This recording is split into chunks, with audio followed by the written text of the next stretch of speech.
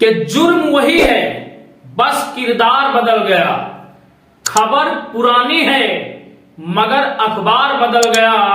सत्ता आज भी खुले आम नीलाम है, कीमत वही है, बस ठेकेदार बदल गया। साथियों, आपको नाम तो याद ही होगा इंद्र कुमार मेघवाल का, और अगर भूल गए हैं तो इस वीडियो में मैं जिक्र किए देता हूं, आप सुन लीजिए और याद कर लीजिए दलित समाज के साथ हुई एक दर्दनाक घटना को। साथियों, अगस्त महीना सन 2022 था। राजस्थान का एक जिला जालौर और इंद्र कुमार मेघवाल नाम का एक मासूम दलित बच्चा।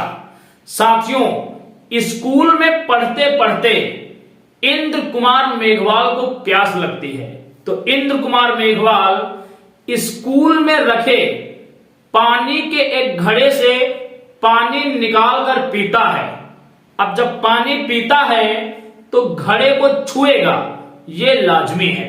आपको बताता चलूं, एक दलित बच्चे के घड़े छूने से लोगों की भावनाएं इस तरीके से आहत हुई कि उन्होंने इंद्र कुमार मेघवाल को इतनी बेरहमी से मारा कि उस बच्चे की तड़प तड़प कर मौत हो गई। दोस्तों, आप सोचिए, क्या यही आजादी है देश के अंदर कि यहां पर आज भी लोगों को पानी की कीमत अपनी जान देकर चुकानी पड़ती है? तो नहीं चाहिए हमें इस तरीके की आजादी।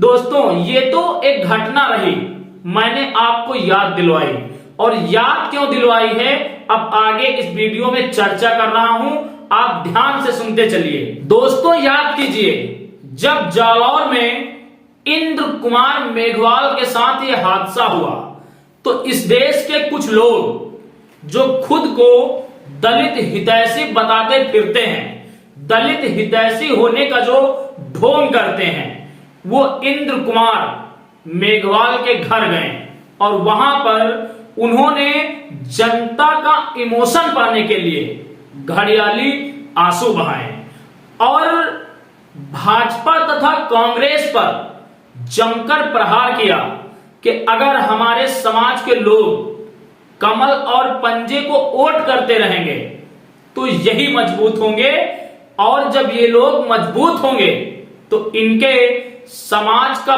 पक्ष मजबूत होगा, फिर आपको कभी न्याय नहीं मिल पाएगा।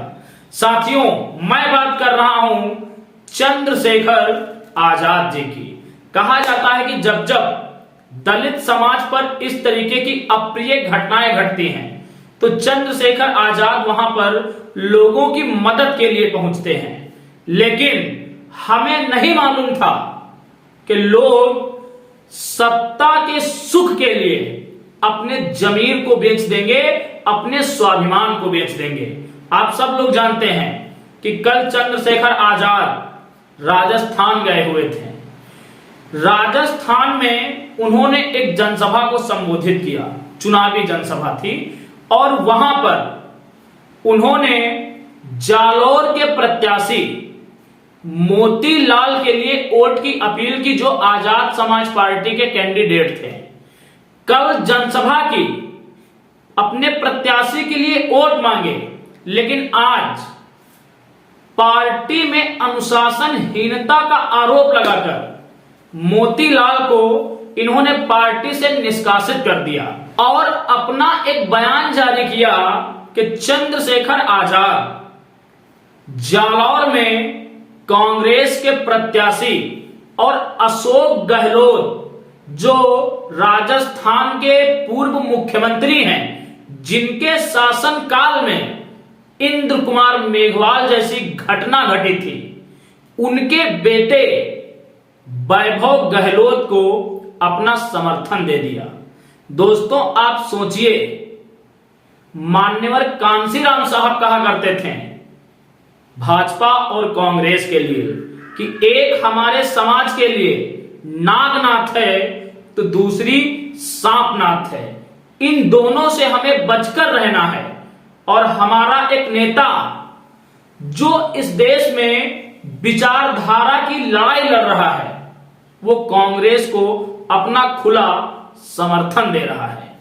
क्या आपको नजर नहीं आता है कि इस मामले के अंदर राजनीतिक स्वार्थ छिपा हुआ है? दोस्तों, लोग बीएसपी सुप्रीमो मायावती पर यह आरोप लगाते हैं कि वो विचारधारा से भटक गई हैं, लेकिन मुझे ऐसा नहीं लगता।